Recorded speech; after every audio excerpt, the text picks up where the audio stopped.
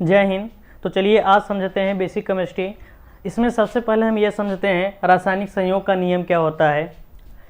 रासायनिक संयोग का नियम तत्वों अथवा परमाणुओं के मध्य होने वाली क्रिया तथा उनसे पदार्थों के निर्माण की प्रक्रिया जिन नियमों पर क्या होता है, जिन नियमों पर आधारित होता है उसे सम्मिलित रूप से हम क्या कहते हैं, रासायनिक संयोग का नियम कहते हैं। अथवा यह हम कह सकते हैं कि रासायनिक अभिक्रिया संपन्न होने के लिए जिन नियमों का पालन करती है उसे हम क्या कहते हैं, रासायनिक संयोग का नियम कहते हैं। जैसे अगर हम आपसे एक बात कहें कि जो हमारा हाइड्रोजन होता है वह ऑक्सीजन से क्रिया करके क्या बनाता है, जल बनाता है। तो यहाँ पे हम ये इस रासायनिक संयोग में इसके बारे में ये बताया जाएगा कि हाइड्रोजन का कितनी मात्रा या फिर हाइड्रोजन का कितना मोल ऑक्सीजन के कितने मोल से या फिर ऑक्सीजन की कितनी मात्रा से क्रिया करके और H2O का कितना मात्रा या फिर कितना आयतन या फिर कितना मोल बनाता है। तो अगर इसको हम देखें तो हमारा क्या हो जाएगा, यहाँ पे 2, ये हो गया 2H2O। अगर हम देखें तो ये कह सकते हैं कि हाइड्रोजन गैस का 1 मोल ऑक्सीजन गैस के 1 मोल से, सॉरी यहाँ पे इसको भी 2 करना पड़ेगा, 2 दूना 4 और ये 2 4, अब सही है। तो इससे हम ये कह सकते हैं कि हाइड्रोजन गैस का 2 मोल, कितना मोल, हाइड्रोजन गैस का 2 मोल ऑक्सीजन गैस के 1 मोल से रिएक्ट करता है, क्रिया करता है। तो जो हमारा H2O होता है उसका कितना, 2 मोल प्राप्त होता है। अगर हम यही बात करें नाइट्रोजन गैस की तो कहेंगे जो हमारा नाइट्रोजन गैस होता है वह हाइड्रोजन गैस से क्रिया करके अमोनिया गैस बनाता है। क्या बनाता है, अमोनिया गैस। तो ये जो अमोनिया गैस बन रहा है इसमें ये समझेंगे कि नाइट्रोजन गैस का कितना मोल हाइड्रोजन गैस के कितने मोल से रिएक्ट करता है, तो अमोनिया गैस कितना मोल बनता है। तो अगर यहाँ पे देखें तो इसको हम 3 कर देंगे, इसको 2, अब हमारा बैलेंस हो गया। इसका मतलब ये हुआ कि नाइट्रोजन गैस का 1 मोल हाइड्रोजन गैस के 3 मोल से क्रिया करके अमोनिया गैस का 2 मोल क्या बनाता है, अमोनिया गैस जो है 2 मोल बनाता है। इसी तरीके से अगर हम ये देखें जो हमारा कैल्शियम कार्बोनेट होता है, अगर इसको हम हीट करें, गर्म करें तो यह टूट जाता है, किसमें, कैल्शियम ऑक्साइड में और CO2 गैस में। तो इससे हम क्या समझ सकते हैं कि जब कैल्शियम कार्बोनेट का 1 मोल होता है तो वह टूटता है तो कैल्शियम ऑक्साइड का 1 मोल और कार्बन डाइऑक्साइड गैस का 1 मोल क्या बनाता है, प्रोडक्ट बनाता है। तो इन सब के बारे में जो अध्ययन होता है उसे हम क्या कहते हैं, रासायनिक संयोग का नियम कहते हैं। रासायनिक संयोग में टोटल 5 नियम है। पहला नियम है आपका द्रव्य संरक्षण का नियम, जिसे हम क्या कहते हैं, law of conservation of mass. दूसरा है आपका स्थिर अनुपात का नियम, लॉ ऑफ कांस्टेंट प्रोपोर्शन। उसके बाद क्या है, गुणित अनुपात का नियम, लॉ ऑफ मल्टीपल प्रोपोर्शन। उसके बाद है व्युत्क्रम अनुपात का नियम, लॉ ऑफ रेसिप्रोकल प्रोपोर्शन। और उसके बाद क्या है, गैलुसाक का नियम, या फिर इसे कहते हैं गैलुसाक का गैसीय आयतन का नियम। तो इस रासायनिक संयोग के नियम में टोटल 5 लॉ है, टोटल 5 नियम है और सबको एक एक करके अच्छे से अध्ययन करेंगे।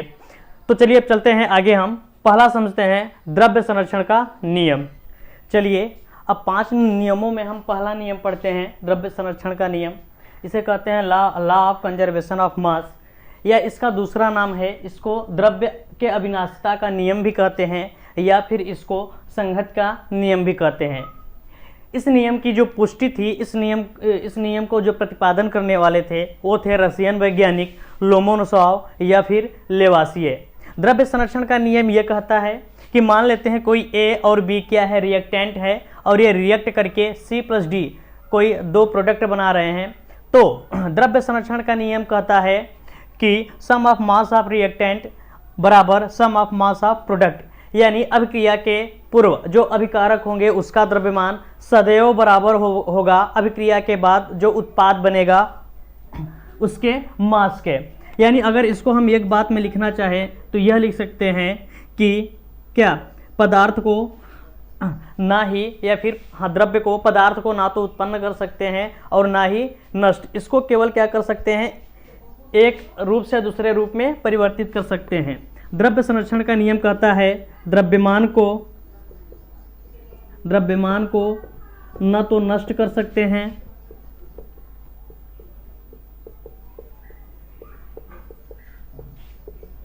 और न ही उत्पन्न केवल क्या कर सकते हैं, केवल इसका रूपांतरण कर सकते हैं, केवल रूपांतरण कर सकते हैं।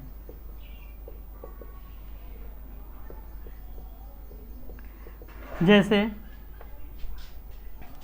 अगर हम बात करें कैल्शियम कार्बोनेट की, तो कैल्शियम कार्बोनेट इसका क्या है, ये जो कैल्शियम कार्बोनेट है, अगर इसको हम इसको हम क्या करें, रिएक्ट कराएं, जब इसको हम हीट देंगे, उष्मा देंगे, तो ये किसमें टूट जाएगा, कैल्शियम ऑक्साइड और CO2 कार्बन डाइऑक्साइड गैस में।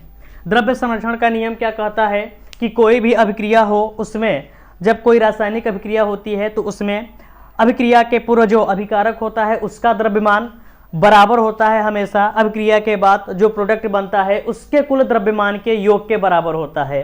अगर यहाँ पे हम कैल्शियम देखें, इसका अगर हम परमाणु अणुभार निकालें तो कैल्शियम का होता है 40, कार्बन का होता है 12, ऑक्सीजन का होता है 16, तो 3 ऑक्सीजन है तो यहाँ पे हो जाएगा 3 × 16। अगर इसको हम ऐड करें तो टोटल हमारा कितना आएगा, 100। मान लेते हैं ये आया 100 ग्राम। द्रव्य संरक्षण का नियम ये कहता है कि जो रिएक्टेंट है उसका भार, जो हमारा प्रोडक्ट है उसके भार के योग के क्या आना चाहिए, बराबर आना चाहिए। अगर इसको जोड़े हम कैल्शियम ऑक्साइड को, तो ये हमारा हो जाएगा कितना, कैल्शियम का 20 और ऑक्सीजन का 16। इसको जोड़ेंगे तो ये आएगा हमारा कितना, कैल्शियम का हो जाएगा 40 और ये आ जाएगा हमारा 56।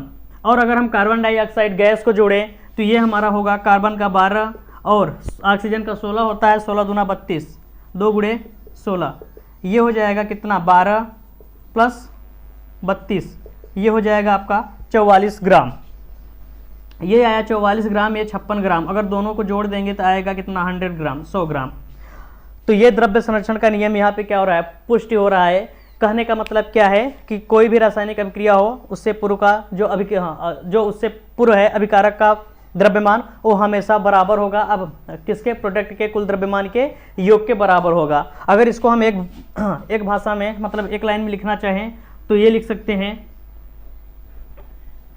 अगर इसको लिखना चाहें तो यह भी लिख सकते हैं कि A + B कोई रिएक्टेंट है, रिएक्ट करके C + D क्या बना रहा है, कोई प्रोडक्ट बना रहा है। इसका वेट मान लेते हैं, द्रव्यमान कितना है, W1, इसका W2 मान लेते हैं, इसका W3 और इसका W4 मान लेते हैं। ये इतनी मात्राएं क्या है, सब ये जो रिएक्टेंट है इसकी मात्राएं ये है और जो प्रोडक्ट है हमारा उसकी मात्राएं इतने हैं। तो द्रव्य संरक्षण का नियम क्या कहता है, law of conservation of mass से कहता है जो हमारा W1 और W2 होगा वह हमेशा बराबर होगा किसके, W3 और W4 के योग के बराबर होगा, यानी इधर का कुल द्रव्यमान इधर के कुल द्रव्यमान के बराबर होगा। अगर इसको हम लिखना चाहें तो और लिख सकते हैं क्या, अभिक्रिया के पूर्व अभिकारक का कुल द्रव्यमान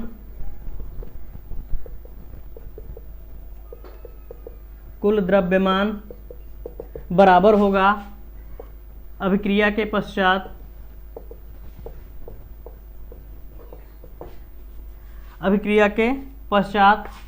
प्रोडक्ट यानी उत्पाद का कुल द्रव्यमान है। इतना तो पता हो गया। जो हमारा द्रव्य संरक्षण का नियम है वह यह कहता है कि अभिक्रिया के पूर्व का द्रव्यमान हमेशा बराबर होगा अभिक्रिया के पश्चात कुल द्रव्यमान के योग के बराबर होगा। अगर हम आपसे ये बोलें कि जो हमारा हाइड्रोजन गैस होता है वह ऑक्सीजन से रिएक्ट करके क्या बनाता है, जल बनाता है। तो अगर इधर हम चेक करें हाइड्रोजन का, अच्छा सबका परमाणु भार भी लिख दे रहे हैं। जो हाइड्रोजन होता है उसका 1 होता है, ऑक्सीजन का 16 होता है। अगर इधर देखें 2 × 1 ये हो जाएगा आपका 2, और ऑक्सीजन को देखें तो 2 × 16 ये हो जाएगा आपका 32। अगर दोनों को जोड़ दें 2 + 32 आएगा कितना, ये आपका आ जाएगा 34 ग्राम। अगर इधर हम देखें द्रव्य संरक्षण के नियम के अनुसार इधर का पूरा द्रव्यमान इधर के बराबर होना चाहिए। अगर इधर देखें तो ये 2 × 1 + ऑक्सीजन का 16 ये आ जाएगा आपका कितना, 18 ग्राम। तो क्या ये दोनों बराबर हैं? नहीं। तब हमें करना क्या पड़ता है, समीकरण को बैलेंस करना पड़ता है। इससे मतलब ये जो द्रव्य संरक्षण का नियम है जो अगर कोई आपसे ये पूछे कि हम समीकरण का बैलेंस क्यों करते हैं, समीकरण को संतुलित क्यों करते हैं, तो इसलिए करते हैं ताकि हमारा जो द्रव्य संरक्षण का नियम है वह फेल ना हो जाए। द्रव्य संरक्षण के नियम को पालन करने के लिए, पूर्णतः पालन करने के लिए हम क्या करते हैं, समीकरण को संतुलित करते हैं। अब इसको हम संतुलित करेंगे, उसके बाद देखेंगे जो इधर का पूरा द्रव्यमान है क्या इधर के पूरे द्रव्यमान के योग के बराबर है। अगर समीकरण को संतुलित करने के बाद है तो समझ लीजिए द्रव्य संरक्षण का नियम इस पे लागू होगा। अगर नहीं कर पा रहे हैं तो समझ जाइए आपका रिएक्शन गलत है या फिर वो संतुलित नहीं है। इसको अब हम क्या करेंगे, संतुलित करेंगे। देखिए अगर हम यहाँ पे जल का 2 अणु कर दें, हाइड्रोजन का भी दो ठो कर दें, तो ये हमारा बैलेंस हो जाएगा। यहाँ से अगर देखें हाइड्रोजन 4 है तो इधर भी हाइड्रोजन 4, ऑक्सीजन 2 है तो इधर भी ऑक्सीजन 2। अब चेक करते हैं क्या दोनों साइड ये बराबर आते हैं। तो हाइड्रोजन का कितना होता है, 1 2 हाइड्रोजन है, कितने हाइड्रोजन है यहाँ पे टोटल 4 हाइड्रोजन है, तो ये हो जाएगा 4 × 1 प्लस ऑक्सीजन का कितना हो जाएगा 2 × 16। इधर करेंगे ये आएगा आपका 4 और इधर करेंगे ये आपका आएगा 16 दूना 32, कितना हो जाएगा टोटल आपका हो जाएगा 36 ग्राम, 33 ग्राम। अगर इधर देखें तो 2 इंटू H2O का कितना होता है 2 इंटू हाइड्रोजन का 1 प्लस ऑक्सीजन का 16। अगर इसको हम क्या करें, ऐड करें 2, उसके बाद ये हो जाएगा आपका 18, अगर मल्टीप्लाई करें तो ये हो जाएगा आपका 36 ग्राम। अब देखिए समीकरण को बैलेंस करने के बाद दोनों साइड की जो द्रव्यमान है वो क्या आ रहे हैं, बराबर आ रहे हैं। तो इससे ये पुष्टि होता है क्या कि यह समीकरण आपका संतुलित भी है और यहाँ पे द्रव्य संरक्षण का नियम लागू है। अब कभी कभी ये इसमें द्रव्य संरक्षण के नियम में ये होता है कि कोई रिएक्शन होता है, उसमें क्या होता है कि जो उत्पाद होता है वह गैसीय रूप में बनता है। जब गैसीय रूप में उत्पाद कोई बनता है तो उसमें जो गैस होती है वो क्या होती है कि उड़ जाती है, तो वहाँ पे गैस दिखता नहीं, तो उस समय जो होता है प्रोडक्ट में कमी महसूस होती है। जैसे अगर हम आपको ये दिखाएं क्या, अगर हम आपको कैल्शियम कार्बोनेट को हीट दे दें तो ये बनाएगा calcium oxide plus carbon dioxide. ये जो कार्बन डाइऑक्साइड होती है या गैस के रूप में रहती है और ये क्या होती है, उड़ जाती है, ये उस समय नहीं दिखती। तो उस समय हमें ऐसा प्रतीत होता है कि इसका जो प्रोडक्ट बना है उसके द्रव्यमान में कमी हुई है। एक्चुअल में कमी नहीं हुई है, क्योंकि ये जो कार्बन डाइऑक्साइड गैस है ये भी इसी से बना है। तो उस समय क्या होता है, ऐसे समीकरण में हमेशा द्रव्य संरक्षण का नियम लागू होता है। द्रव्य संरक्षण का नियम लागू होता है। यानी कभी आपसे यह क्वेश्चन कर दे कि कोई क्या है, रिएक्टेंट है, जब उससे रिएक्शन कराया जाता है तो उसमें गैसीय उत्पाद बनता है जिसके कारण उसके द्रव्यमान में, किसमें, उसके प्रोडक्ट के द्रव्यमान में कमी महसूस होती है। तो इसमें द्रव्य संरक्षण का नियम लागू होगा या नहीं लागू होगा? आंसर है लागू होगा। क्या होगा? लागू होगा। कभी कभी क्या होता है कि किसी अभिकारक में कोई गैसीय उत्पाद, कोई गैसीय तत्व क्या होता है कि ऐड हो जाता है, जुड़ जाता है, तो वहां पे क्या होता है कि उसके द्रव्यमान में बढ़ोतरी महसूस होती है। तो उस समय भी क्या होता है, द्रव्य संरक्षण का नियम लागू होता है। जैसे अगर हम लोहे की बात करें, अगर लोहे को नमी में छोड़ देते हैं तो इस पर जंग लगना शुरू हो जाता है। Fe3O4 इस पर क्या होता है, बनना शुरू हो जाता है। एक्चुअल में ये जो लोहा होता है यह ऑक्सीजन, वायुमंडल में उपस्थित ऑक्सीजन से क्या करता है, रिएक्ट करता है, ऑक्सीजन से क्रिया करता है। तो इस तरीके से अगर ये देखा जाए, जो हमारा अभिकारक होता है उसमें कोई गैस जुड़ता है तो उसके द्रव्यमान में क्या होता है, बढ़ोतरी महसूस होती है। अब जैसे लोहे को अगर खुले वायुमंडल में रख देंगे तो कुछ दिन बाद देखेंगे उस पर जंग लग जाएगा। जब उस पर जंग लग जाएगा तो उसके द्रव्यमान में बढ़ोतरी हो जाती है। तो वह बढ़ोतरी कहाँ से आई है, उसके द्रव्यमान में जो वृद्धि हुई है कहाँ से आई है, तो वह वायुमंडल से उपस्थित ऑक्सीजन से क्या किया है, रिएक्ट किया है। तो वहाँ पे ऑक्सीजन का भी भार इसमें क्या करते हैं, ऐड करते हैं। अब इसको हम क्या किए हैं, इसको हम असंतुलित किए हैं ताकि क्या हो, द्रव्य संरक्षण का नियम फेल ना हो। अगर यहाँ पे अगर इसका हम क्या निकालें, भार निकालें तो उस सब में क्या आएगा, बराबर आएगा। जैसे हमारा आयरन को होता है 56, 3 × 56 और ये होता है आपका कितना, ये है 4 × 16 और इधर करें तो 3 × 56 प्लस ये 4 × 16, दोनों जगह पे वही चीज़ है। तो इससे क्या पुष्टि होती है, द्रव्य संरक्षण का नियम। सवाल में अगर कभी यह पूछ ले कि किसी रासायनिक अभिकारक में कोई गैसीय तत्व जुड़ने से उसके उत्पाद में बढ़ोतरी महसूस होती है, तो क्या यह द्रव्य संरक्षण का नियम पालन होता है? आंसर होगा हाँ। ऐसे में क्या होता है, नियम लागू होता है। कौन सा नियम? द्रव्य संरक्षण का नियम लागू होता है। लेकिन कभी कभी ये भी होता है कि आपका रिएक्टेंट एक हो, वही रिएक्टेंट है और उसी रिएक्टेंट को क्या करते हैं, ठंडा गर्म या फिर ठंडा करके छोड़ देते हैं। जैसे हम आपको समझाएं, कोई प्लेटिनम है और बोले ये आपका प्लेटिनम जो है यह 10 ग्राम है, कितना 10 ग्राम इसकी मात्रा लिए हैं और इसको हम ठंडा गर्म कर रहे हैं, गर्म भी कर रहे हैं ठंडा कर रहे हैं, और उसके पश्चात इसकी जो प्लेटिनम है उसकी मात्रा कितना मिल रहा है, 10 ही ग्राम मिल रहा है। तो क्या ऐसे सवालों में, क्या ऐसे रिएक्शन में जो आपका वो होगा, द्रव्य संरक्षण का नियम होगा, लागू होगा या नहीं? तो आंसर होगा नहीं। एक्चुअल में द्रव्य संरक्षण का नियम वहीं पे लागू होता है जहां पे रिएक्शन हो। अगर किसी भी रासायनिक अभिक्रिया में जो अभिकारक होता है वह और जो आपका प्रोडक्ट होता है वह, उसके सूत्र समान है तो वहां पे द्रव्य संरक्षण का नियम लागू नहीं होता, यहाँ पे नियम लागू नहीं होगा। ऐसा क्यों? क्योंकि ये रिएक्शन किया ही नहीं है। ये तो वही चीज है जो जो अभिकारक यहाँ पे लिए हैं वही क्या मिला है, यहाँ पे प्रोडक्ट मिला है। तो 3 तरीके से, मतलब 3 कॉन्सेप्ट इसमें आए। क्या?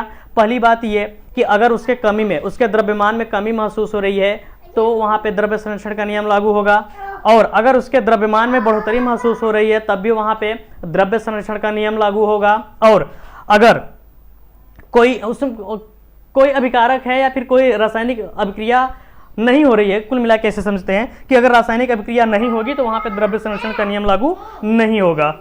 रासायनिक संयोग के नियम में दूसरा नियम है आपका स्थिर अनुपात का नियम, या फिर इसे कहते हैं लॉ ऑफ कांस्टेंट प्रोपोर्शन, या इसको अलग नाम से जानते हैं निश्चित संघटन का नियम, या फिर इसको एक और नाम से जानते हैं निश्चित प्रतिशतता का नियम। नाम से ही पता चल रहा है इसमें स्थिर वर्ड आया है, यानी इसका जो भार अनुपात होगा वो क्या होगा, स्थिर होगा। अगर वैज्ञानिक की बात की जाए तो फ्रांस के वैज्ञानिक प्राउस्ट ने इस नियम का क्या किया था, प्रतिपादन किया था। यह नियम क्या कहता है कि एक ही यौगिक में निश्चित प्रकार के तत्व एक निश्चित भारानुपात में क्या होते हैं, संयुक्त होते हैं। या अगर इसको हम और अच्छे से समझना चाहें तो यह कह सकते हैं कि किसी भी रासायनिक यौगिक का निर्माण एक या फिर अनेक विधियों द्वारा प्राप्त की जाए तो उसके घटकों का द्रव्यमान प्रतिशत या फिर उसके घटकों का जो भारानुपात होता है, द्रव्यमान भारानुपात, वह हमेशा स्थिर पाया जाता है। इसका मतलब क्या है कि अगर हम आपको समझाना चाहें, बताना चाहें तो हम ये कह सकते हैं जो कार्बन डाइऑक्साइड गैस होती है उसको हम चाहे जिस विधि से भी प्राप्त करें, जैसे आपका है अगर हम कार्बन को ऑक्सीजन के साथ रिएक्शन कराते हैं तो कार्बन डाइऑक्साइड गैस बनती है। और हम क्या कर सकते हैं, कार्बन मोनोऑक्साइड को भी हम क्या कर सकते हैं, ऑक्सीजन के साथ जलाएं तो वहां भी कार्बन डाइऑक्साइड गैस बन सकती है। या फिर क्या है आपका कार्बोनिक एसिड,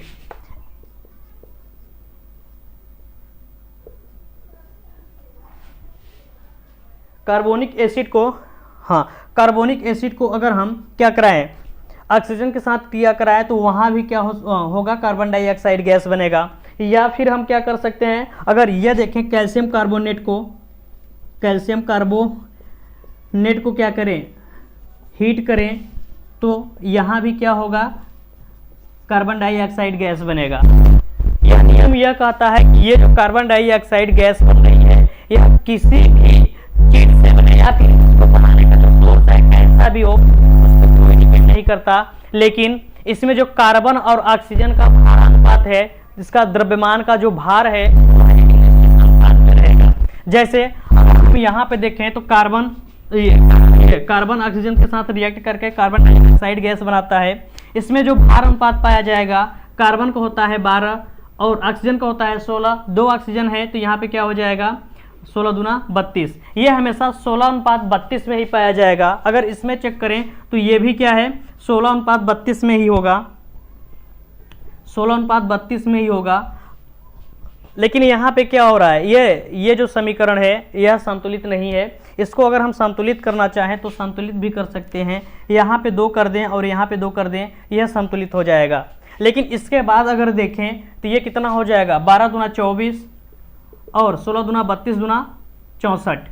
अगर हम इसको पुनः सिंप्लीफाई करें तो ये कितना आएगा, 12:32 का ही अनुपात देगा। वैसे ही कार्बोनिक एसिड है, अगर इसको ऑक्सीजन के साथ जलाएंगे तो इसमें क्या होगा, कार्बन डाइऑक्साइड गैस बनेगी। तो इसमें भी जो भार अनुपात पाया जाएगा वो अभी 12:32 में ही पाया जाएगा। वैसे ही जो कैल्शियम कार्बोनेट है, अगर इसको हम हीट करते हैं, गर्म करते हैं, तो यह कैल्शियम ऑक्साइड और फिर कार्बन डाइऑक्साइड गैस में क्या होती है, बदल जाती है। इसमें भी हम देखें जो कार्बन डाइऑक्साइड गैस मिली है वो भी उसके जो भार में अनुपात होगा कितना होगा, 12:32 होगा। अगर इसको और काटना चाहते हैं तो काट सकते हैं। 4 × 12 4 × 32, इसको कर सकते हैं कितना, 3:8 रेशियो। इसमें भी 3:8 का रेशियो होगा, इसमें भी 3:8 का रेशियो होगा, इसमें भी 3:8 का रेशियो होगा और इसमें भी 3:8 का ही रेशियो होगा। तो यह नियम यही कहता है कि जो हमारा प्रोडक्ट बन रहा है वह किसी भी विधि से प्राप्त हो रहा हो, यानी जो उसका सोर्स है, बनने का सोर्स है, वो उस पर डिपेंड नहीं करता, किसी भी सोर्स से मिले, लेकिन जो उसमें उसके घटक के अनुपात होते हैं वह हमेशा क्या होगा, स्थिर रहेगा। इसमें भी देख पा रहे हैं कार्बन और ऑक्सीजन का जो भार अनुपात है 3:8 मिल रहा है या फिर 12:32 है। इसमें भी देखेंगे तो 12:32 या फिर 3:8 ही मिलेगा। सब में देखेंगे तो 3:8 ही मिलेगा। इसमें यह जो ऑक्सीजन से रिएक्शन किया है, यह क्या बनाया, कार्बन डाइऑक्साइड गैस बनाया है और कुछ भी बनाएगा, H2O बनाएगा, क्या बनाएगा, जल। ये आपका साथ ही साथ यहाँ पे जल भी बनाएगा, तो जल को हम नहीं लिखे हैं यहाँ पे, ये आपका H2O भी बनाएगा। तो बाकी क्या होगा, चीज़ें वही है कि एक निश्चित भारानुपात में होगा। तो ये हमारा क्या है, स्थिर अनुपात का नियम। इसमें और कुछ भी कहता है, कभी कभी सवाल में ये दे देता है, मतलब अगर कहीं भी सवाल में किसी भी यौगिक का भार परसेंटेज दे दिया, वहाँ पे रेशियो उसका अनुपात दे दिया है, तो वहाँ पे हमेशा क्या होगा, ये स्थिर अनुपात का नियम होगा। चलिए उसको हम समझते हैं। देखिए इसी में जो स्थिर अनुपात का नियम है, उसमें कभी कभी क्या होता है कि किसी प्रश्न में ऐसा दे देता है कि एक तत्व दूसरे तत्व से क्या करे, रिएक्शन करें, और क्या करें कि वह 2 या उससे अधिक यौगिक का निर्माण करता हो या फिर यौगिक का नमूना बनाता हो। तो उसमें कहता है कि अगर किसी एक तत्व का भार परसेंटेज क्या दिया है, स्थिर दिया है, तो वो वहाँ पे हमेशा स्थिर अनुपात का नियम लगेगा। जैसे हम कहें कॉपर का ऑक्साइड जो है वह 4 अलग अलग यौगिक बनाता है, ABCD, क्या है पता नहीं, लेकिन 4 अलग अलग ये क्या बनाया है, यौगिक बनाया है। और कह रहा है सवाल में कि प्रत्येक में जो कॉपर है उसकी परसेंटेज दे रखा है कितना, 30%। इसमें भी कॉपर है, इसमें भी जो कॉपर है वह 30% है, इसमें भी जो कॉपर है वह कितना है, 30%, 30% है, इसमें भी जो कॉपर है वह कितना है, 30% है। अगर ऐसे सवालों में किसी एक की मात्रा क्या दे रखा हो, फिक्स दे रखा हो, वहाँ पे स्थिर पाया जा रहा हो या फिर उसका भार परसेंटेज स्थिर हो, तो वहाँ पे हमेशा क्या लगता है, गुणित अनुपात का नियम लगता है। वहाँ पे हमेशा स्थिर अनुपात का क्या लगता है, नियम लगता है। इससे पहले अभी आपको द्रव्य संरक्षण का नियम जब बता रहे थे तो उसमें एक बात समझाए थे, क्या कि अगर कोई जो रिएक्टेंट है, जो हमारा अभिकारक है, किसी रासायनिक अभिक्रिया में जो हमारा रिएक्टेंट है, अगर वही प्रोडक्ट के रूप में मिले, यानी कुल मिला के अगर वहाँ पे रासायनिक अभिक्रिया ना हो तो वहाँ पे द्रव्य संरक्षण का नियम नहीं लगता। लेकिन अगर हम यहाँ पे देखें, क्या जो हमारा प्लेटिनम होता है, मान लेते हैं या 10 ग्राम लिए हैं इसको, और उसके बाद क्या किए हैं, इसको ठंडा और गर्म कर दिए हैं, गर्म ठंडा कर दिए हैं। उसके बाद ये जो प्लेटिनम है इसकी जो मात्रा मिली है कितनी, 10 ही ग्राम मिली है। तो कहेगा क्या यहाँ पे क्या यहाँ पे स्थिर अनुपात का नियम लगता है? हाँ, स्थिर अनुपात का नियम ये कहता है कि इसका जो हमारा क्या है, इसका जो द्रव्यमान है वह कैसा होना चाहिए, स्थिर होना चाहिए। तो ऐसे समीकरणों में या फिर ऐसे रिएक्शन में स्थिर अनुपात का नियम लागू होता है, जबकि द्रव्य संरक्षण का नियम लागू नहीं होता है। तो ये हमारा क्या था, स्थिर अनुपात का नियम। फिर से समझ लेते हैं स्थिर अनुपात का नियम क्या कहता है। स्थिर अनुपात का नियम ये कहता है कि कोई भी यौगिक का निर्माण किसी भी विधि से या फिर अनेक विधि से क्यों न कराई जाए, लेकिन जो यौगिक बन रहा है उसके जो भार का अनुपात होता है सब में, या फिर जिनसे प्राप्त की जा रही है सब में एक ही क्या होता है, भार अनुपात होता है, या फिर एक निश्चित भार अनुपात पाया जाता है। और क्या था, अगर कोई रासायनिक अभिक्रिया है जिसमें क्या हो रहा है, रिएक्टेंट और प्रोडक्ट सेम है, या फिर यूं बोले कि उसमें कोई रासायनिक अभिक्रिया हो ही नहीं रहा है, तो वहां भी क्या होता है, द्रव्य संरक्षण का नियम वहां भी क्या होता है, स्थिर अनुपात का नियम क्या होता है, लगता है। क्योंकि स्थिर अनुपात का नियम यह कहता है कि क्या, कि उसका जो द्रव्यमान है वह कैसा होना चाहिए, स्थिर होना चाहिए। और क्या था कि एक कॉन्सेप्ट और ये है कि दो या दो से अधिक तत्व आपस में रिएक्ट करके क्या बनाएं, बहुत सारे यौगिकों के नमूने बनाएं और सब में किसी एक का क्या हो, परसेंटेज या फिर भार परसेंटेज क्या हो, स्थिर हो, कांस्टेंट हो, लगातार क्या मिले, स्थिर पाया जाए, तो वहां पे स्थिर अनुपात का नियम होता है। या फिर क्या है, या फिर सवाल में सीधे सीधे क्या दे रखा हो, यौगिक हो और उन यौगिकों का भार परसेंटेज या फिर भार अनुपात दे रखा हो, तो वहां भी क्या होता है, स्थिर अनुपात का नियम लगता है। तो ये हमारा स्थिर अनुपात का नियम था। अब इसके बाद हम चलते हैं गुणित अनुपात का नियम। गुणित अनुपात का नियम क्या है उसको अब हम समझते हैं। ये अब रासायनिक संयोग के नियम में तीसरा नियम देखते हैं, इसे कहते हैं गुणित अनुपात का नियम।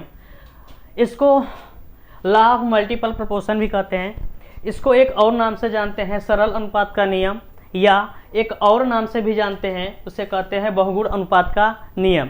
यह नियम क्या कहता है, इस नियम के अनुसार, अच्छा इसको प्रतिपादन करने वाले वैज्ञानिक जो थे वह इंग्लिश वैज्ञानिक जॉन डाल्टन थे। कौन? John Dalton. यह नियम यह कहता है कि दो भिन्न भिन्न तत्व परस्पर क्रिया करके दो या दो से अधिक क्या बनाए, यौगिकों का निर्माण करें, तो उन यौगिकों में किसी एक तत्व का भारानुपात या किसी एक तत्व का भार परसेंटेज क्या हो, स्थिर हो, जबकि दूसरा जो है वह क्या हो, उसका जो भार परसेंटेज है या फिर द्रव्यमान भार है वह किसी एक गुणा में हो या फिर एक क्या हो, गुणित अनुपात में पाया जाए, तो वहां पे क्या होता है, गुणित अनुपात का नियम होता है। सीधे सीधे मतलब ये कि दो भिन्न भिन्न तत्व, दो या दो से दो भिन्न भिन्न तत्व क्या करें, आपस में क्रिया करके दो या दो से अधिक यौगिकों का निर्माण करते हो और उन यौगिकों में किसी एक का जो भार है वह स्थिर पाया जाए और दूसरे का जो भार है वह किसी एक रेशियो में हो, मल्टीपल रेशियो में हो, तो उसे हम क्या कहेंगे, गुणित अनुपात का नियम कहेंगे। जैसे आपका कार्बन ऑक्सीजन से क्रिया करके कार्बन मोनोऑक्साइड और कार्बन डाइऑक्साइड क्या बनाता है, गैस बनाता है। कार्बन मोनोऑक्साइड और फिर और आपका कार्बन डाइऑक्साइड क्या करता है, गैस बनाता है। तो अगर हम ये देखें इसमें जो भार अनुपात है किसका, कार्बन का, वह है आपका 12:16। कार्बन और ऑक्सीजन का अगर भार अनुपात देखें तो 12:16 है। अगर यहाँ पे देखें तो ये हो जाएगा आपका 12 अनुपात क्या, ये भी हो जाएगा आपका 12:16 दूना 32 हो जाएगा। यहाँ पे कार्बन और ऑक्सीजन दो अलग अलग तत्व यहाँ पे गैस लिए हैं। अब देख रहे हैं दो अलग अलग तत्व क्रिया करके दो या दो से अधिक यौगिकों का क्या करें, निर्माण करें, तो वहाँ पे कोई एक तत्व का जो द्रव्यमान है वह किस में हो, स्थिर पाया जाए, जबकि दूसरा हमेशा गुणित में पाया जाए। तो 16 × 2 यहाँ पे एक गुणित अनुपात में पाया जा रहा है। तो ये हमारा क्या है, ये हमारा गुणित अनुपात का नियम है। अगर हम एक और एग्जाम्पल की बात करें तो जैसे हमारा हाइड्रोजन ऑक्सीजन से क्रिया करके क्या बनाता है, H2O और H2O2, यानी हाइड्रोजन मोनोऑक्साइड और हाइड्रोजन पराऑक्साइड बनाता है। अगर यहाँ पे हम देखें हाइड्रोजन और ऑक्सीजन के बीच जो यौगिक बने हैं, इनके बीच जो भार अनुपात है या फिर जो भार परसेंटेज, भार अनुपात इनका जो है अगर वह देखें तो वह 12:16 में है, सॉरी यहाँ पे 2:16 में है और यहाँ पे 2:32 में है। तो यहाँ से भी क्लियर हो रहा है क्या कि जो हाइड्रोजन है उसका जो भार है क्या है, स्थिर है, जबकि दूसरा क्या है, मल्टीपल रेशियो में है। और यह जो मल्टीपल रेशियो है यह छोटी संख्या होनी चाहिए, जैसे 2 हो गया, 3 हो गया, 1 हो गया, 2 3 तक रहना सही है। अब बहुत ज़्यादा आ जाए 15 16 18 7 8 9 तो इतना नहीं होगा। यानी ये जो होता है मल्टीपल रेशियो, यह जो गुणित अनुपात होता है यह 2 3 4 5 इतना तक ही सीमित है। इससे ज़्यादा होगा तो वह वहाँ पे गुणित अनुपात का नियम नहीं होगा। और अगर इसका एग्जाम्पल और देखें तो हम ये कह सकते हैं क्या, जो हमारा नाइट्रोजन होता है वह ऑक्सीजन से रिएक्शन करके क्या बनाता है, नाइट्रोजन ऑक्सीजन से रिएक्शन करके N2O बनाता है और क्या बनाता है, NO बनाता है, N2O3 बनाता है और क्या बनाता है, N2O4 बनाता है और क्या बनाता है, N2O5 बनाता है।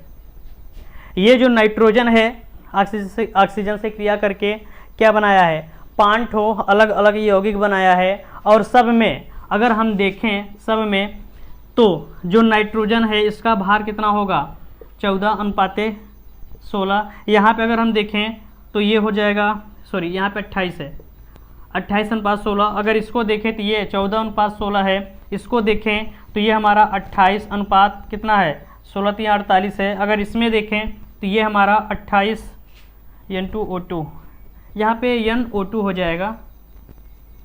अगर इसको देखें तो ये हमारा कितना है, 14 अनुपात कितने का रेशियो है, 32 का। और इसमें देखें तो ये हमारा 28 अनुपात कितना है, 64 का। सॉरी यहाँ पे 4 रहेगा, 1 2 3 4, यहाँ पे 5 ही रहेगा। सही है। तो इसको देखें,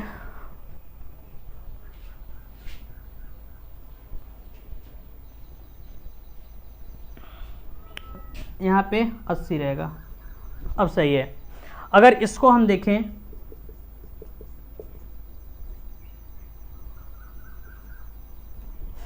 अगर हम इसको देखें, जो नाइट्रोजन और ऑक्सीजन है, यह रिएक्शन करके 5 ठो क्या बना रहा है, यौगिक बना रहा है। इसे हम क्या कहते हैं, इसको हम नाइट्रस ऑक्साइड है, ये नाइट्रिक ऑक्साइड है, डाई नाइट्रिक ट्राई ऑक्साइड है। और इसको हम क्या कहते हैं, ये जो है N4, एक्चुअल में N4 N2O4 से बना है, यानी डाई नाइट्रोजन टेट्राऑक्साइड। और ये जो होता है डाई नाइट्रोजन पेंटाऑक्साइड है। अगर इन सब में देखें तो कोई एक क्या होना चाहिए, गुणित अनुपात का नियम कहता है कि कोई एक फिक्स होना चाहिए, किसी एक का द्रव्यमान फिक्स होना चाहिए और दूसरे का क्या होना चाहिए, गुणित अनुपात में होना चाहिए। तो अगर हम यहाँ पे 2 से मल्टीप्लाई कर दें, इसमें इन सब में 2 से मल्टीप्लाई कर दें, इसमें भी 2 से मल्टीप्लाई कर दें, तो ये हमारा कितना हो जाएगा, ये हो जाएगा हमारा 28:16, ये हो जाएगा हमारा 28:32 और ये हो जाएगा हमारा 28:64। 16 दूना 32, 48 हो जाएगा। और ये हो जाएगा हमारा 28:64 और ये हो जाएगा हमारा 28:80। तो अब देख पा रहे हैं यहाँ पे जो कार्बन है उसका जो आपका नाइट्रोजन है उसका जो द्रव्यमान है वह क्या है, फिक्स हो गया है। जबकि दूसरा हमारा क्या है, एक खास गुणित अनुपात में है। यहाँ पे देखें तो ये 2 से मल्टीप्लाई हुआ है, यहाँ से देखें तो 3 से मल्टीप्लाई हुआ है, 3 से, यहाँ से देखें तो ये 4 से, और यहाँ से देखें तो ये 5 से। कितने से, 5 से।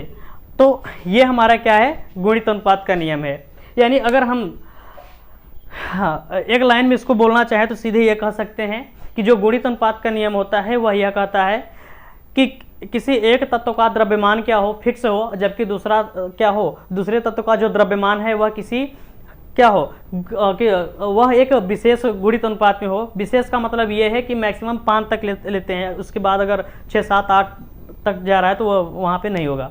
आगे देखते हैं, कभी कभी क्या होता है कि जो मतलब सीधे सीधे कहता है कि जब 2 तत्वों से क्या बनाया जाए, जब 2 तत्व आपस में क्रिया करके 2 या 2 से अधिक यौगिकों का निर्माण करें तो वहाँ पे हमेशा क्या पाया जाता है, गुणित अनुपात का नियम ही पाया जाता है। जैसे यहाँ पे सल्फर ऑक्सीजन से क्रिया करके सल्फर डाइऑक्साइड और सल्फर ट्राइऑक्साइड बनाया है, तो यहाँ पे क्या पाया जाएगा, स्थिर अनुपात का नियम पाया जाएगा, गुणित अनुपात का नियम पाया जाएगा। वैसे ही अगर हम यहाँ पे बात करें, जो कॉपर है ऑक्सीजन से क्रिया करके एक क्यूप्रस ऑक्साइड, एक क्यूप्रिक ऑक्साइड बनाया है, तो यहाँ भी क्या होगा, गुणित अनुपात का नियम होगा। देखिए यहाँ पे जो है क्या, ये कॉपर ये 2 के गुणे में है, जबकि हमारा जो ऑक्सीजन है वह कैसा है, उसका भार क्या है, फिक्स है। और कभी कभी सवाल में ये दे देता है, सवाल में सीधे सीधे ये कहता है कि किसी तत्व से बहुत सारे किसी तत्व से क्रिया करके बहुत सारे यौगिक बना रहा है। तो उस अगर यौगिक में किसी एक तत्व का, मान लेते हैं यहाँ पे 4 ठो अलग अलग तत्व बनाया है, ABCD, तो कहेगा इसमें कि किसी एक तत्व का जो परसेंटेज होता है वह हमेशा, भार परसेंटेज जो होता है वह हमेशा परिवर्तित होता रहता है। जैसे मान लेते हैं इसमें 30 है, इसमें 40% हो गया, इसमें 45 हो गया, एक में हमारा जो है उसमें 15% हो गया। ऐसे ही लगातार अगर बदलता हुआ दिखाई दे तो वहाँ पे कौन सा अनुपात होता है, वहाँ पे गुणित अनुपात का नियम होता है। ध्यान देने वाली बात यह है कि जो हमारा स्थिर अनुपात का नियम था उसमें जो भार परसेंटेज था, जब किसी से रिएक्शन जब किसी से रिएक्शन करके दो या उससे बहुत सारे अधिक यौगिक बनाता था तो उसमें किसी एक तत्व का भार परसेंटेज स्थिर था। जब भार परसेंटेज स्थिर दे देगा तो वहां पे स्थिर अनुपात का नियम, अगर भार परसेंटेज लगातार बदला तो वहां पे गुणित अनुपात का नियम। तो ये हमारा था गुणित अनुपात। अब इसके बाद हम समझेंगे क्या, चौथा जो होता है व्युत्क्रम अनुपात का नियम, जिसे हम रेसिप्रोकल प्रोपोर्शन भी कहते हैं।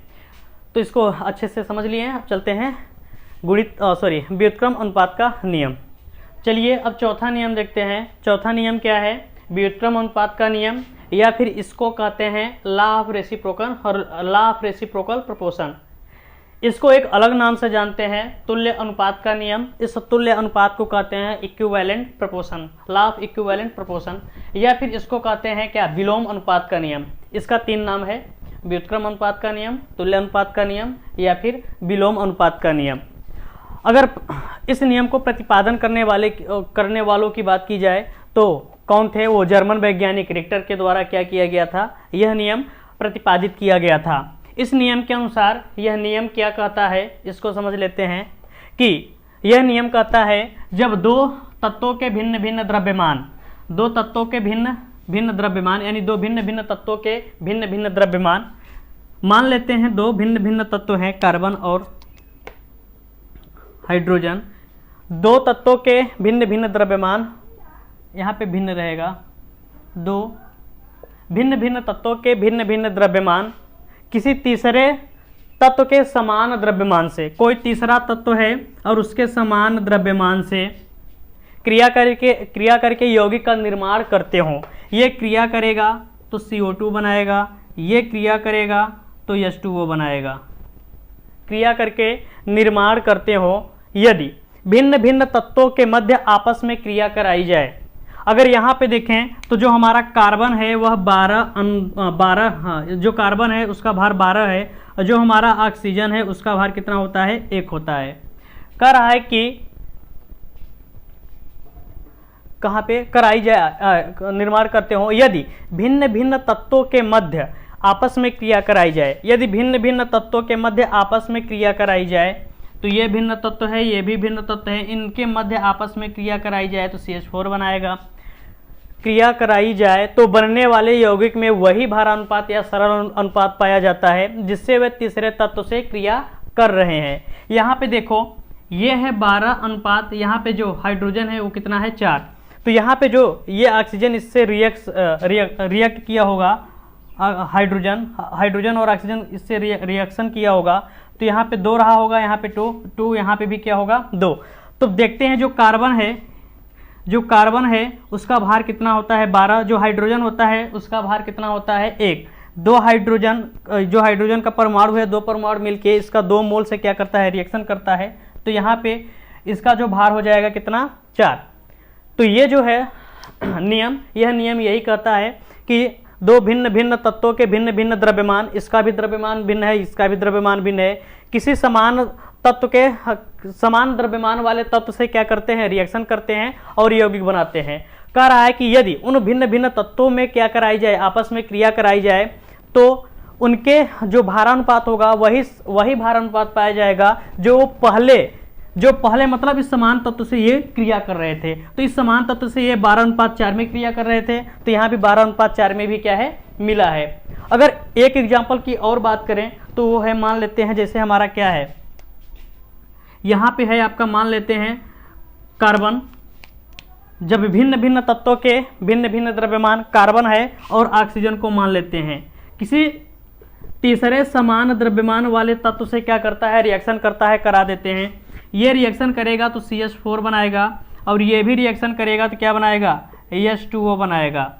उसके बाद कह रहा है कि यदि भिन्न भिन्न तत्वों के मध्य क्रिया कराई जाए, तो इसमें भिन्न भिन्न क्या है, ये है आपका CO2, इसमें ऑक्सीजन और इसमें क्या है, कार्बन के मध्य क्रिया कराई जाए तो इनके भारों में वही अनुपात पाया जाएगा जो पहले ये तत्व से किसी समान तत्व से क्या कर रहे थे, क्रिया कर रहे थे। तो यहाँ भी क्या होगा, 12, यहाँ पे क्या होगा, 16। क्योंकि ये बैलेंस नहीं है, इसको बैलेंस करना होगा, तो हम क्या करेंगे, बैलेंस करेंगे। जब बैलेंस करेंगे तो ये क्या हो जाएगा, 32 हो जाएगा। और यहाँ पे क्या करना पड़ेगा, 2:2 रहेगा। ये अब क्या हुआ, ये बैलेंस हो गया। तो यहाँ पे देख रहे हैं जैसे ये कार्बन, ये जो तत्व मिला है कौन CO2, इसमें 12:32 का है।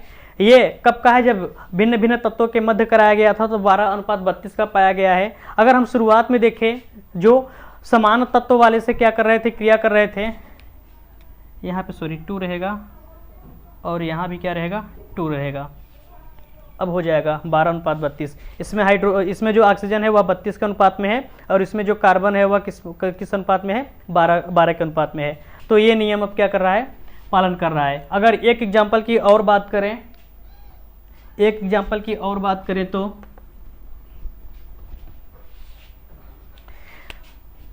कह रहा है समान तत्व, जब भिन्न भिन्न तत्व के भिन्न भिन्न द्रव्यमान, हाइड्रोजन और किसको ले लिए हैं, हाइड्रोजन और कार्बन को ले लिए हैं, सॉरी हाइड्रोजन और ऑक्सीजन को क्या किए हैं, ले लिए हैं। जब भिन्न भिन्न तत्वों के भिन्न भिन्न द्रव्यमान किसी तीसरे समान द्रव्यमान वाले तत्व से क्या करते हैं, रिएक्शन कराते हैं, तो ये बनाएगा क्या, CH4 बनाएगा और ये बनाएगा क्या, CO2 बनाएगा। अब जो यौगिक बने हैं, यदि इन भिन्न भिन्न तत्वों के मध्य आपस में क्रिया कराई जाए, यानी इसमें भिन्न भिन्न क्या है, इसमें हाइड्रोजन है और इसमें ऑक्सीजन है, तो यहाँ पे क्या बनेगा, H2O। तो यहाँ पे जो सरल अनुपात पाया जाएगा, वही अनुपात होगा जो यहाँ पे ये किसी समान वाले तत्व से क्या कर रहे हैं, रिएक्शन कर रहे हैं। अगर यहाँ पे देखें तो 2H2 होगा, तब जाके क्या बनाएगा, मीथेन गैस बनाएगा, और यहाँ पे अगर ऑक्सीजन 2 होगा तब ये क्या बनाएगा, कार्बन डाइऑक्साइड गैस बनाएगा। अब यहाँ से देखें तो अगर ये रिएक्शन करेगा तो यहाँ पे क्या करेगा, यहाँ पे 2H2O होगा, यहाँ पे O2 है तो यहाँ पे क्या हो गया, 2O2। अब अगर यहाँ पे देखें तो इसमें अनुपात जो होगा 4:16 का होगा। तो चेक करते हैं, 4:32 का है, चेक करते हैं क्या ये जो यहाँ पे भार अनुपात पाया गया है 4:32 का, क्या यही अनुपात यहाँ पे है। तो अगर यहाँ पे देखें तो 4 और यहाँ पे देखें तो 32। ये होता है क्या, व्युत्क्रम अनुपात का नियम। बहुत इजी है, बशर्ते इसको लोग क्या करते हैं, डिफिकल्ट बना देते हैं। बस समझने वाली बात यह है कि भिन्न भिन्न तत्वों के भिन्न भिन्न द्रव्यमान किसी तीसरे समान तत्व से क्या करें, समान द्रव्यमान वाले तत्व से रिएक्शन करें। रिएक्शन करने के बाद यौगिक बनेगा। अब जो भिन्न भिन्न तत्व है यहाँ पे, अगर उनके बीच क्रिया कराई जाए तो उनसे जो यौगिक बनेगा, उस यौगिक में जो उसके भार में अनुपात पाया जाएगा, वही भार अनुपात होगा जो पहले यहाँ किसी समान तत्व वाले द्रव्यमान से क्रिया कर रहे थे। जो इसमें भार अनुपात रहता है वही यहाँ भी पाया जाता है। ये होता है क्या, ये व्युत्क्रम अनुपात का नियम। चलिए इसमें और थोड़ा समझ लेते हैं। देखिए आगे क्या है, जो व्युत्क्रम अनुपात का नियम होता है। अगर किसी प्रश्न में ये लिखा है कि 3 तत्व की सहायता से 3 यौगिक वहाँ पे बनाए जाते हों और प्रत्येक यौगिक में 2 तत्व हो, तो वहाँ पे कौन सा अनुपात होता है, व्युत्क्रम अनुपात का नियम होता है। जैसे मान लेते हैं 3 तत्व है, कार्बन, हाइड्रोजन और ऑक्सीजन। कह रहा है 3 तत्व की सहायता से 3 यौगिक बनाए जाते हैं। ये कार्बन और हाइड्रोजन मिलके CH4 बनाएगा और ये हाइड्रोजन और ऑक्सीजन मिलके क्या बनाएगा, H2O बनाएगा, और कार्बन और ऑक्सीजन मिलके CO2 बनाएगा। बन गया। 3 तत्व की सहायता से 3 यौगिक बनाए जाते हों और प्रत्येक यौगिक में 2 तत्व हों, प्रत्येक यौगिक में 2 तत्व हैं, तो ये हमारा कौन सा नियम होगा, गुणित अनुपात का नियम होगा। एक और है, अगर हम बात करें किसका, सल्फर, ऑक्सीजन और कार्बन की, तो नियम ये कहता है कि 3 तत्व की सहायता से 3 यौगिक बनाए जाएं। चलिए 3 यौगिक बनाते हैं। सल्फर ऑक्सीजन से क्रिया करके सल्फर डाइऑक्साइड बनाएगा, ऑक्सीजन कार्बन से क्रिया करके कार्बन डाइऑक्साइड बनाएगा और सल्फर कार्बन से क्रिया करके कार्बन डाइसल्फाइड बनाएगा। 3 तत्व की सहायता से 3 यौगिक बनाए जाते हों और प्रत्येक यौगिक में क्या हो, 2 तत्व हों। और क्या कहता है कि प्रत्येक तत्व द्वारा 2 यौगिकों का निर्माण किया जाता है। हो गया, प्रत्येक तत्व द्वारा 2 यौगिकों का निर्माण। सल्फर तत्व द्वारा 1 यौगिक 2 यौगिक, कार्बन तत्व द्वारा 1 यौगिक 2 यौगिक, ऑक्सीजन तत्व द्वारा 1 यौगिक 2 यौगिक। प्रत्येक तत्व द्वारा, यहाँ पे एक और है, प्रत्येक तत्व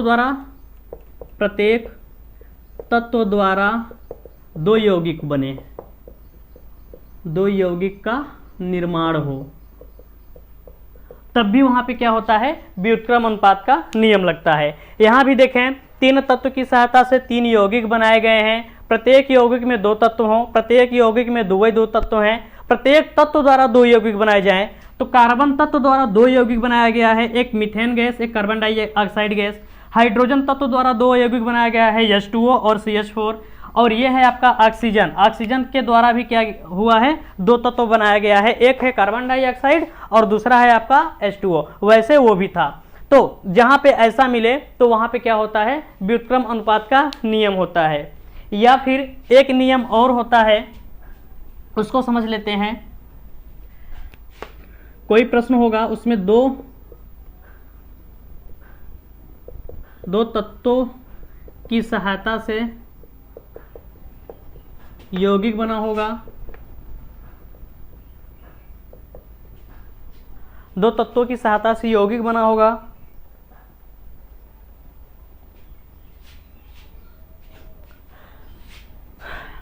दो तत्वों की सहायता से यौगिक बना हो और प्रत्येक दो यौगिक से अगला प्रत्येक दो यौगिक से शेष यौगिक प्राप्त किया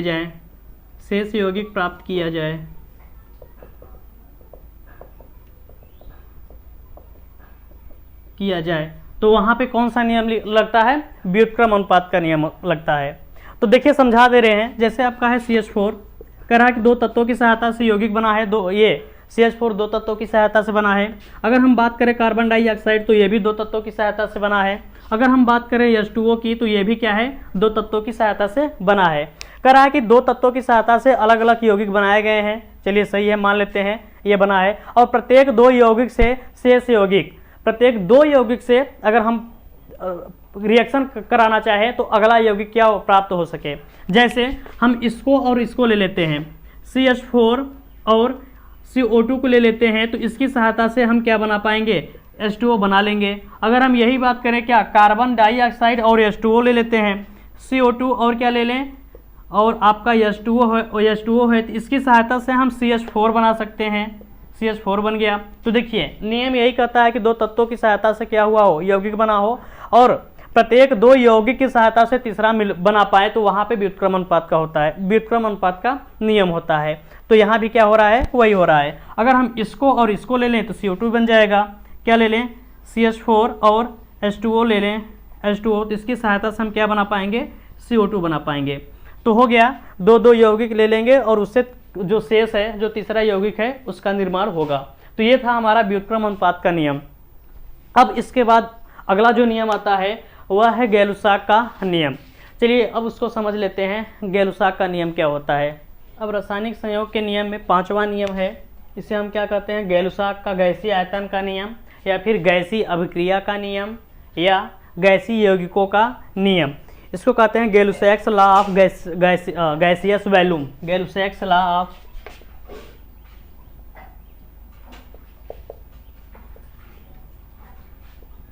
गैलुसैक्स लॉ ऑफ गैसियस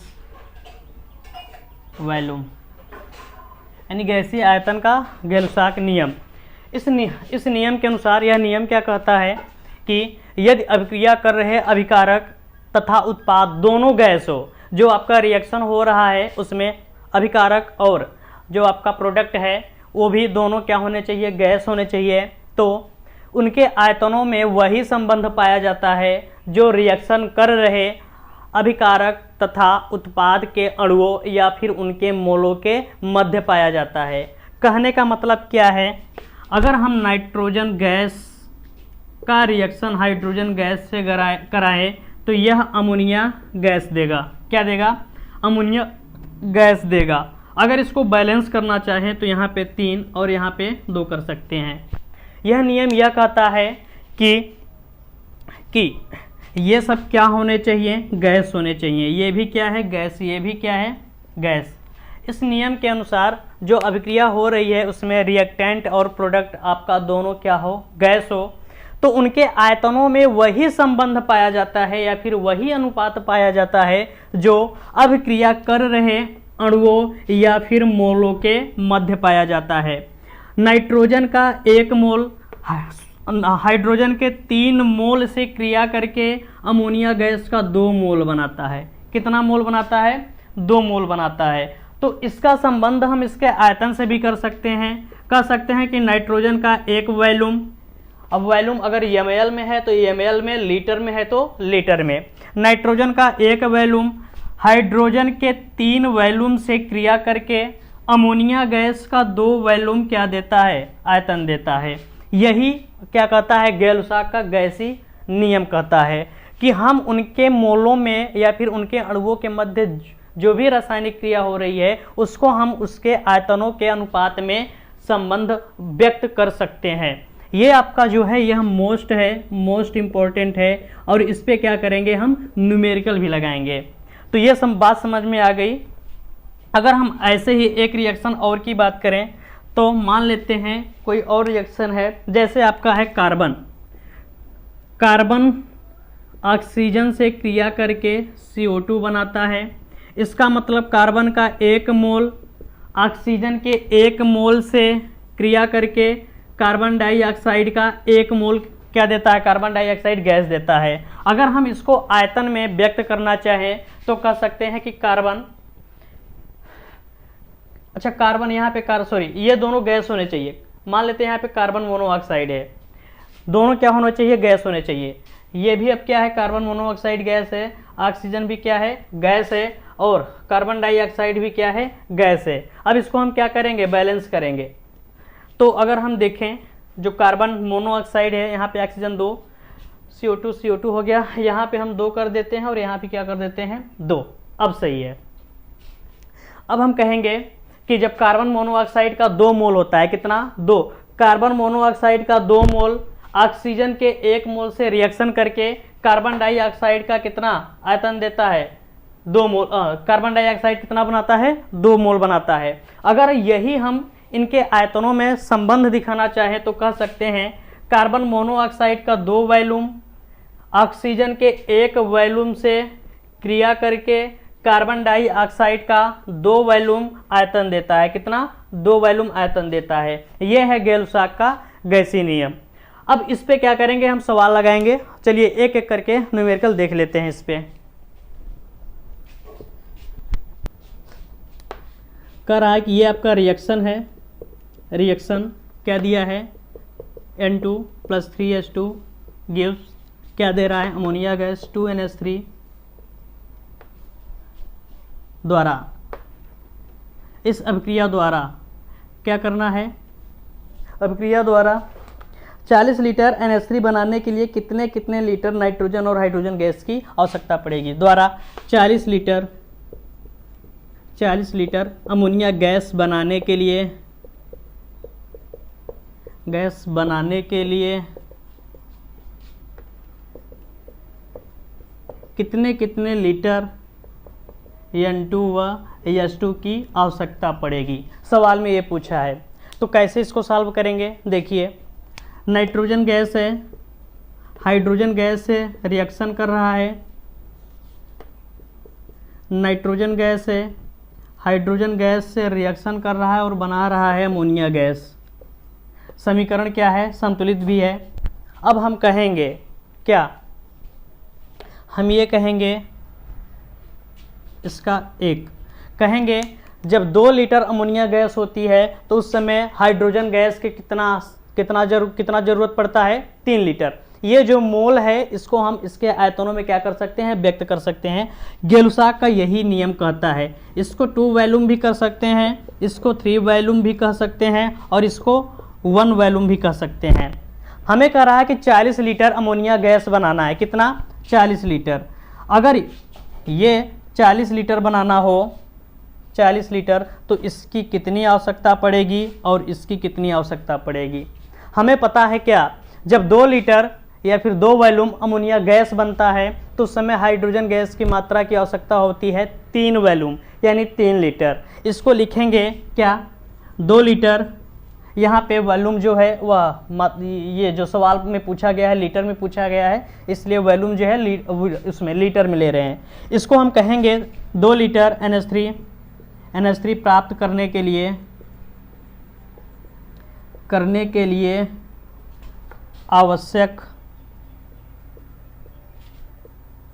किसका, H2 हाइड्रोजन का, H2 की मात्रा, कितना मात्रा इसकी चाहिए यार, 3 लीटर।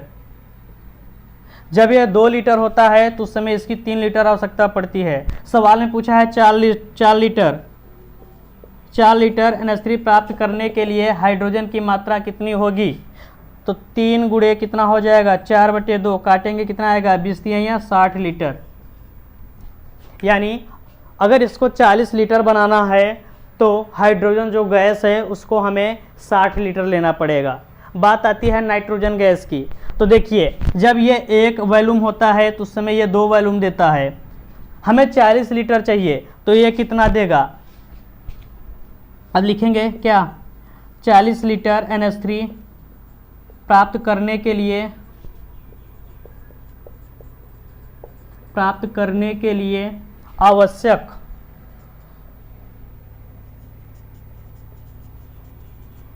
आवश्यक N2 की मात्रा, कितनी मात्रा चाहिए यार, 1 लीटर।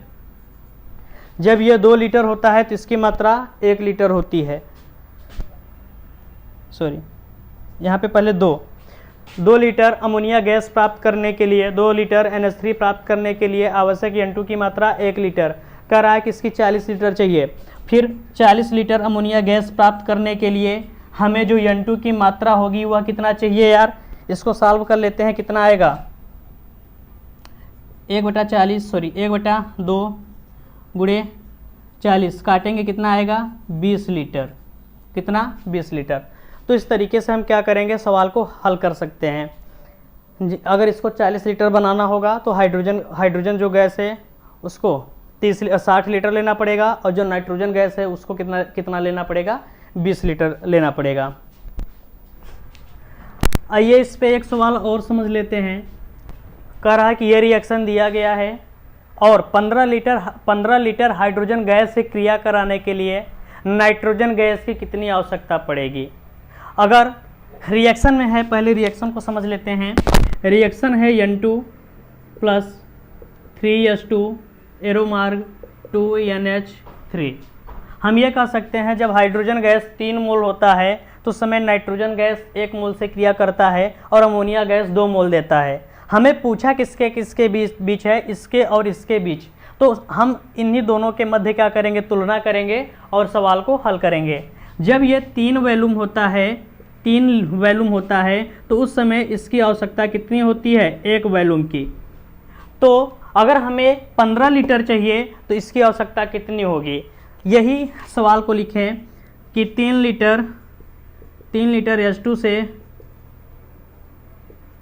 क्रिया करने वाले नाइट्रोजन का मात्रा या नाइट्रोजन की मात्रा कितना है, 1 लीटर है। अगर ये 15 लीटर H2 से क्रिया करने के लिए या करने वाले नाइट्रोजन की मात्रा कितना होगा यार, 1/3 गुणे 15, काटेंगे कितना आएगा, 5 लीटर। कितना, 5 लीटर। यानी अगर हम हाइड्रोजन गैस को 15 लीटर ले रहे हैं तो अमोनिया गैस की कितना आवश्यकता पड़ेगी, 5 लीटर। वैसे भी दिख रहा है यहाँ पे ये इसका कितना है, 3 का गुणा है, तो अगर यहाँ पे 15 है तो यहाँ भी कितना होना चाहिए, 5 ही होना चाहिए। तो 5 या 15। अब इसके बाद एक सवाल और है, उसको समझ लेते हैं। अगला सवाल क्या है, देखिए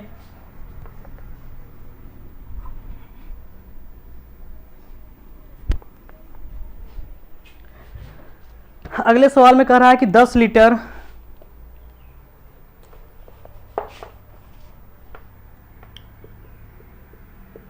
लीटर CO को, एग्जाम्पल है अगला, 10 लीटर CO को CO2 में परिवर्तित करने के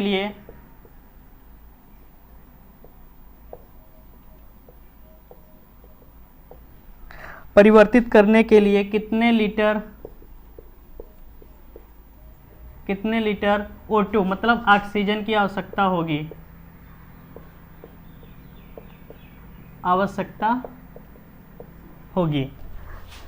चलिए इसको समझ लेते हैं। कार्बन मोनोऑक्साइड को कार्बन डाइऑक्साइड में बदलना है तो ऑक्सीजन गैस की कितनी आवश्यकता पड़ेगी। कार्बन मोनोऑक्साइड कार्बन डाइऑक्साइड में तभी बदलेगा जब इसको हम ऑक्सीजन से क्या करें, क्रिया कराएं या फिर इसका दहन कराएं। तो हमारा क्या है, कार्बन मोनोऑक्साइड CO, इसकी क्रिया जब हम ऑक्सीजन से कराते हैं तो बनाता है CO2। इसको बैलेंस करना होगा तो यहाँ पे क्या करेंगे 2 और यहाँ पे क्या करेंगे 2 लगा देंगे। अब कहेंगे इसकी कितनी आवश्यकता पड़ेगी 1, तो हम कहेंगे जब यह 2 मोल होता है यानी कार्बन मोनोऑक्साइड का 2 आयतन होता है तो उस समय जो ऑक्सीजन होता है उसकी कितनी आवश्यकता पड़ती है, केवल 1 वॉल्यूम की। तो पूछा कितने का है 10 लीटर। जब ये 10 लीटर होगा तो इसकी कितनी आवश्यकता पड़ेगी 5 लीटर पड़ेगी। कैसे देखते हैं, 2 लीटर CO को CO2 में बदलने के लिए आवश्यक O2 की मात्रा कितनी मात्रा है यार, जब ये 2 लीटर होता है तो उस समय O2 की मात्रा 1 लीटर है। कह रहा है कि ये जो है कार्बन मोनोऑक्साइड है वह 10 लीटर है, तो 10 लीटर कार्बन को कार्बन डाइऑक्साइड गैस में बदलने के लिए आवश्यक O2 की मात्रा कितनी पड़ेगी, 1/2 गुणे 10, काटेंगे कितना आएगा 5, यानी ये होगा कितना 5 लीटर। वैसे भी देख पा रहे हैं जब यह 1 मोल होता है तो इसकी आवश्यकता कितनी पड़ती है, 2 गुना से 2 मोल। तो या यूँ बोले जब ये 2 मोल होता है तो इसकी कितनी आवश्यकता पड़ती है, इसका आधा 1/2 यानी 1 मोल का। जिसमें पूछा कितने का है, जब ये 10 मोल हो, सॉरी जब यह 10 आयतन हो 10 लीटर हो तो इसकी कितना पड़ेगी यार, तो इसी का आधा कितना होगा 5 लीटर। तो ये था हमारा सवाल। गेलुसाक का नियम क्या होता है और गेलुसाक पे ये जो न्यूमेरिकल बनते हैं किस टाइप के बनते हैं इसको समझ लिए हैं। अब हम इसके बाद आगे समझेंगे क्या, एवोगाड्रो नियम। एवोगाड्रो नियम क्या होता है उसको आइए थोड़ा समझ लेते हैं। एवोगाड्रो नियम क्या कहता है। एवोगाड्रो का कहना यह था कि अगर जो आपका ताप और दाब है वह समान है तो चाहे जो भी आप गैस लीजिए, जो भी आप अगर आपका ये ताप और दाब समान है, ताप और दाब समान है तो सभी गैसों के समान आयतन में आप एक समान आयतन लीजिए और इसमें क्या करिए भिन्न भिन्न गैसों को भरिए, तो उन गैसों के मोल या फिर उनके अणुओं की संख्या क्या होनी चाहिए, समान होनी चाहिए। यह कथन किसका था, एवोगाड्रो का कथन था। मान लेते हैं ये कोई 100 ml का क्या है पात्र है, 100 ml का ये क्या है पात्र है 100 ml का। यहाँ भी मान लेते हैं ये क्या है 100 ml का ही, ये भी क्या है पात्र है, यानी इसका जो आयतन है क्या है समान है। और ये भी क्या है 100 ml का ही क्या मान लेते हैं ये कोई पात्र है 100 ml का। कह रहा है कि समान ताप और दाब पर जो टेम्परेचर है वह और आपका जो प्रेशर है वह क्या होना चाहिए, दोनों कांस्टेंट होने चाहिए, सबके लिए एक ही जैसा होना चाहिए। अब ये नहीं एक का कुछ और है दूसरे का कुछ और है।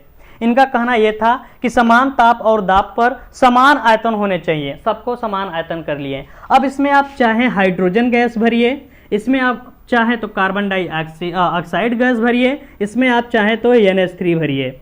अगर हाइड्रोजन गैस को इसमें भर रहे हैं और इसका जो अणु है यक्स अणु इसमें आ रहे हैं तो इसमें भी कार्बन डाइऑक्साइड का यक्स अणु ही आएगा और अमोनिया गैस का भी इसमें क्या आएगा, यक्स अणु ही आएगा। अब लोगों के दिमाग में एक बात ये आ रहा होगा कि हो सकता है इसका जो अणु है अणु साइज छोटी हो, इसका अणु साइज बड़ा हो, इसका अणु साइज बड़ा हो, तो समान आयतन में अगर इनके जो आकार है हो सकता है अणुओं के आकार जो है वो बड़ा हो तो एक समान कैसे आ सकते हैं। लेकिन एवोगाड्रो का कथन ये नहीं था, उनका कथन बस यही था कि समान ताप और दाब होने चाहिए, आयतन भी क्या होना चाहिए, समान होना चाहिए। और इसमें आप भिन्न भिन्न गैसों को भरेंगे तो इसमें जो मोल होंगे या फिर उनके जो अणुओं की संख्या होगी वह हमेशा एक समान होनी चाहिए।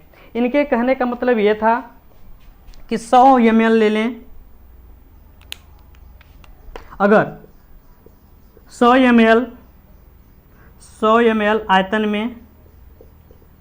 में मीथेन जो है, मीथेन का अणु मान लेते हैं यक्स अणु है या फिर इसका मोल मान लेते हैं यक्स अणु ही है, मीथेन गैस का अणु जो है यक्स है, तो तो 100 ml में ही 100 ml आयतन में ही कार्बन डाइऑक्साइड का जो अणु होगा, कार्बन डाइऑक्साइड का जो अणु होगा वह कितना होगा, X होगा। अगर आप इसको घटा दे रहे हैं, किसको, इसको 50 ml कर दे रहे हैं और कह रहे हैं 50 ml आयतन में हाइड्रोजन गैस का जो अणु होगा कितना होगा, तो यहाँ पे आप इसका आधा किए हैं तो यहाँ पे आप इसका आधा करेंगे, X/2 अणु या फिर 2 इतने मोल। अणु या फिर मोलों की संख्या क्या होनी चाहिए, समान होने चाहिए। और कोई भी गैस ले लीजिए ऐसे ही, आयतन बस क्या हो, आयतन, टेम्परेचर और उसका क्या, ये दाब समान, प्रेशर समान होना चाहिए। तो उसमें आप चाहे जो भी भिन्न भिन्न गैस भरें, सबके अणुओं या फिर मोलों की संख्या क्या होनी चाहिए, समान होना चाहिए। यानी इसका मतलब हम ये कह सकते हैं, जो